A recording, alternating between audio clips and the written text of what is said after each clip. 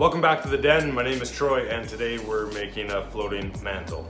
I'm just going to show you how we build it. There's lots of different ways that this can be completed.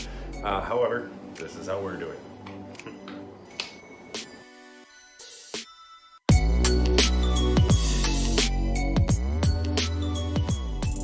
I want to show you what it started out like. A full 2-inch rough cut board that we reclaimed from a grain elevator. And once it's planed down, it looks like this. This is what we're going to use for the wall support. I'll show you how it goes together a little later in this video. And then we also have our outer shell.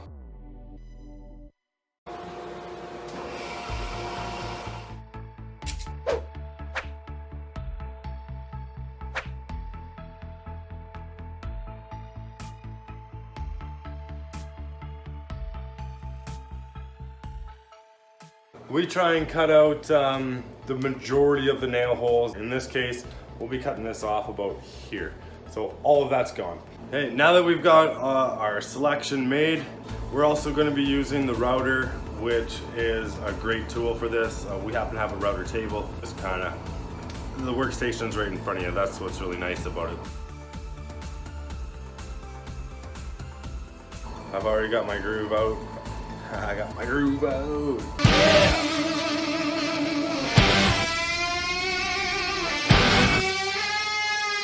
Sorry, what was I saying? Those cutoffs, just kind of, oh yeah, right, the groove, yeah.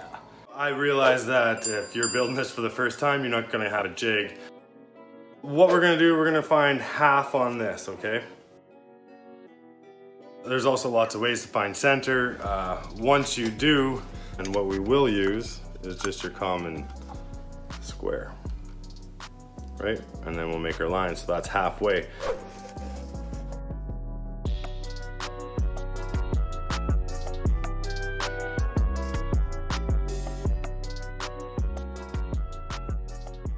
I'm happy with that. Just to double check, I tried 2 other pieces and I did the exact same thing because I wasn't quite happy with this one board. It's got a little bit of a wobble to it, so I just wanted to double check everything and happy.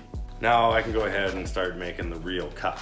So we already made our line all the way around it, and we can confirm it with these blocks, and the rest is just going ahead and doing it.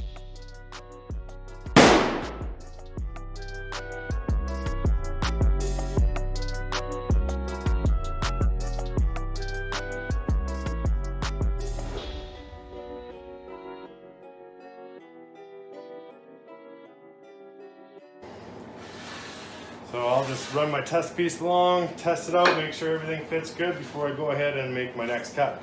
Because once I do this, we're kind of locked in. Remember, don't take the whole bite all at once. Split it in half or maybe run that through 3 times. We just showed you kind of the last go at it. Now we have to figure out the ends. Oh, I got it. This is our top right here, and this is our front facing.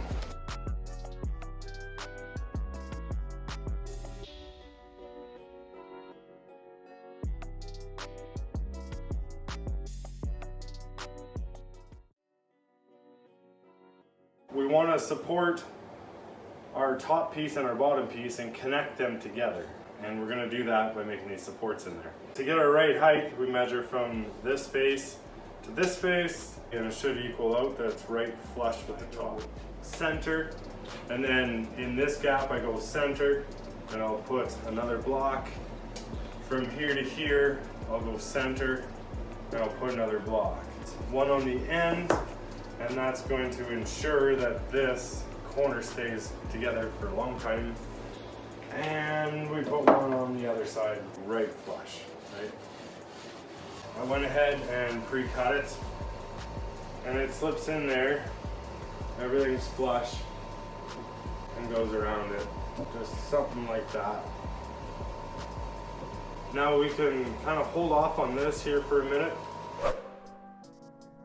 So this is going to be our wall mount here, and this is how far it's going to stick out from the wall. So we'll take this measurement. So 2 inches we have to account for. Now what we're accounting for is this to actually sink into the shelf itself when the shelf is pushed up against the wall. So I want to cut there, and it goes in that way. I'm going to cut there. It goes in that way. Cut. Goes that way. Cut. Goes in that way. Okay.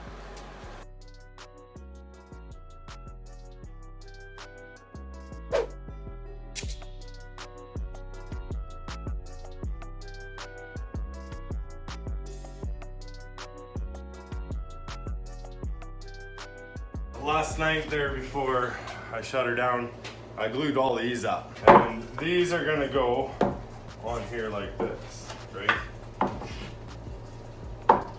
That's kind of the idea, and that's gonna be what goes onto the wall. Perfect. Perfect. Perfect.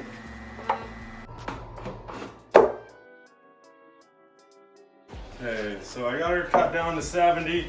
This should slip right in there, which it does.